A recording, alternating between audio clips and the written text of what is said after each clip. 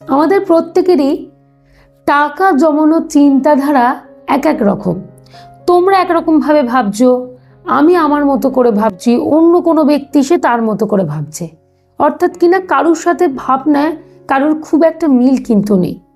সেরকমই আমরা যদি অন্যান্য দেশের মানুষদের টাকা জমানোর আইডিয়াগুলো নিই তাহলে কেমন হয়। আমি তোমাদের আগেও অনেক রকম ভিডিও এনেছি বিভিন্ন দেশের মানুষদের টাকা জমানোর বিভিন্ন টেকনিক নিয়ে। তোমরা আমাকে অনেকেই কমেন্ট করে জানিয়েছো তোমরা এখান থেকে অনেকটা উপকৃত কিন্তু হতে পেরেছো।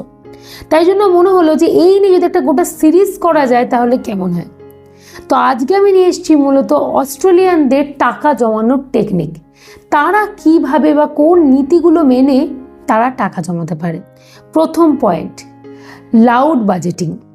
তাদের সামাজিক দিক বা বন্ধুবান্ধব বা পরিবারের দিকের কোনো মানুষেরা অর্থনৈতিক দিক সম্পর্কিত বিষয় নিয়ে যদি কোনো কিছু খরচ করার কথা বলে, অস্ট্রেলিয়াতে যদি তাদের যদি কোনো অসুবিধা থাকে, ধরো কোনো কারণে সেটা তাদের বাজেটের মধ্যে পড়ছে না, তখন তারা কিন্তু মুখের ওপর বলে দেয় যে না, আমার এটা বাজেটের মধ্যে নয়, এই খরচাটা আমি করতে পারবো না। তোমরা যে অর্থনৈতিক দিক দিয়ে যে খরচাটার কথা আমাদেরকে বলছো, এটা আমি করতে পারবো না। তারা কিন্তু কোনোভাবে লজ্জা বা ভয় এইসব কিন্তু পায় না, মুখের ওপর পরিষ্কার তাদের অসুবিধা বা সমস্যাটার কথা কিন্তু জানিয়ে দেয়।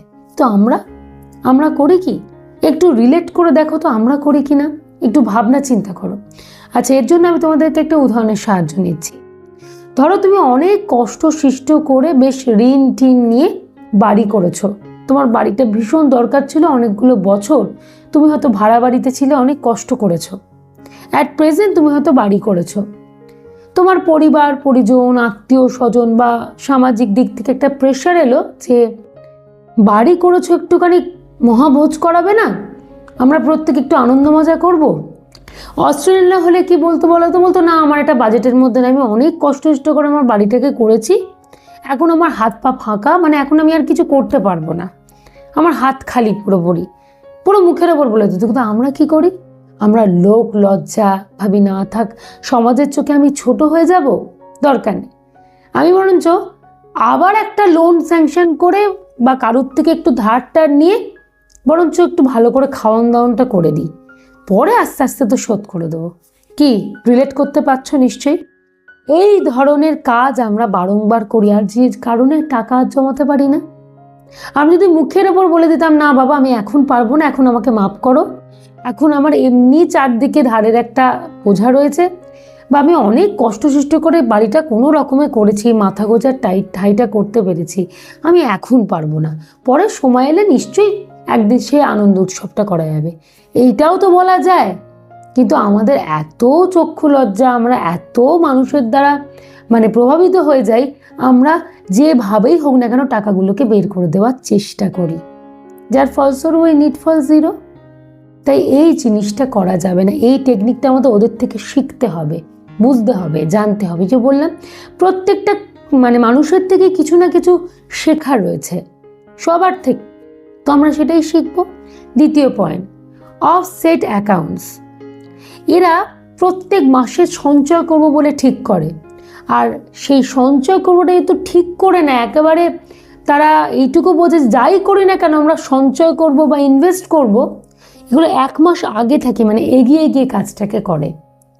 আমি একটা এক্সাম্পল দিয়ে বোঝাচ্ছি।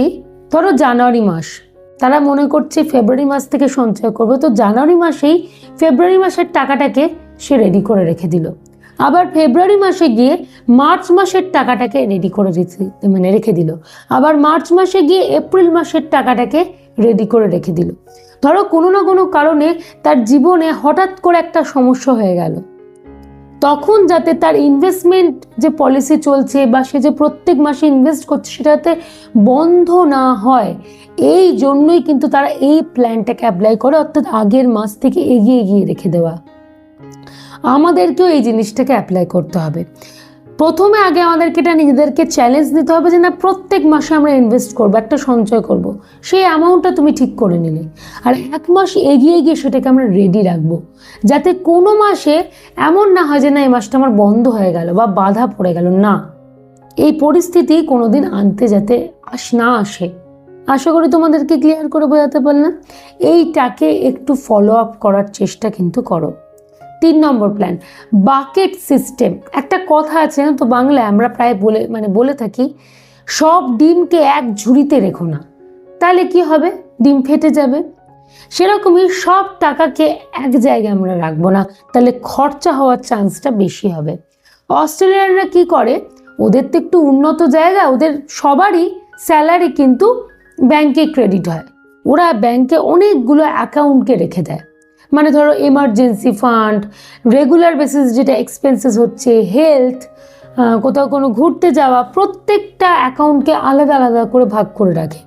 আর যখন খরচা যেটা, সেই অ্যাকাউন্ট থেকে টাকা নিয়ে নিয়ে খরচা করে, কিছুর সাথে কিছু কিন্তু গুলিয়ে ফেলে না বা মিলিয়ে মিশিয়ে ফেলে না, যার ফলস্বরূপ টাকাটাকেও নজরে রাখতে পারে আর বাজে খরচাটাও হয় না। তো আমাদের সকলের পক্ষে তো সম্ভব না যে ব্যাংকেতে 5টা অ্যাকাউন্ট করা, আমাদেরকে সকলের কথাটাই ভাবতে হবে। মূলত আমি যখন কোনো কিছু টপিক তোমাদের সামনে নিয়ে আসি বা আলোচনা করি, আমি কিন্তু প্রত্যেকের মতো করে ভেবে সেটাকে বলার চেষ্টা করি, যাতে কেউ কোনো সমস্যার মধ্যে তোমরা না পড়ো। তো এর জন্য উপায় কি আছে? কিচ্ছু না।